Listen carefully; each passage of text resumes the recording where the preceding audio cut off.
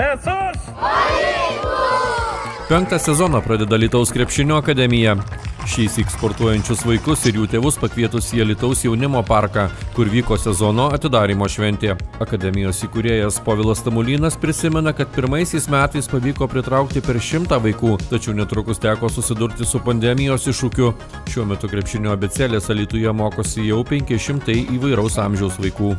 Mūsų tikslas yra pritraukti kuo daugiau jaunuolių į sportą.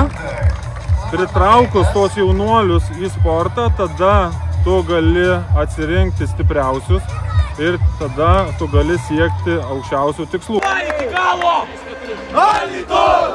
Alytaus krepšinis paskutiniu metu išgyveno sunkius laikotarpius.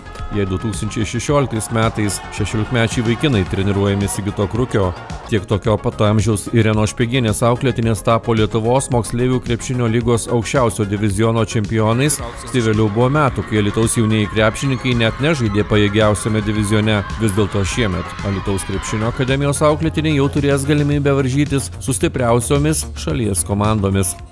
Tai per 4 metus pasiekti A divizioną, tai aš manau, nuo pat C diviziono ir patyrus, bijau dabar sumeluoti, 2-3 pralaimėjimus, tai manau yra stipru.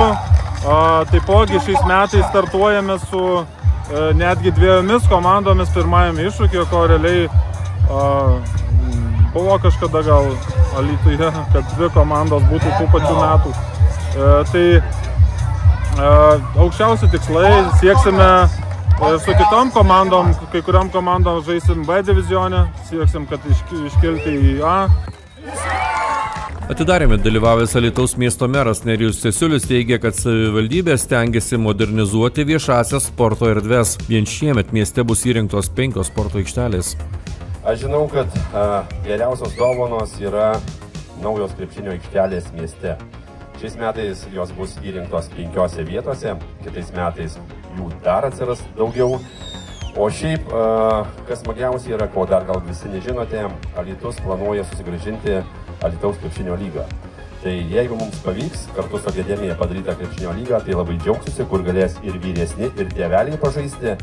O šiandieną, mielą jaunimą, linkiu negauti traumų, kad nebūtų niekada ašarų, kad visą laiką žibėtų medaliai ant kaklų, o kad tėveliai visą laiką palaikytų juos ir atvestų ir paskatintų, nes ateina laikas, kai jaunimas nenori žaisti smagiau prie kompiuterių.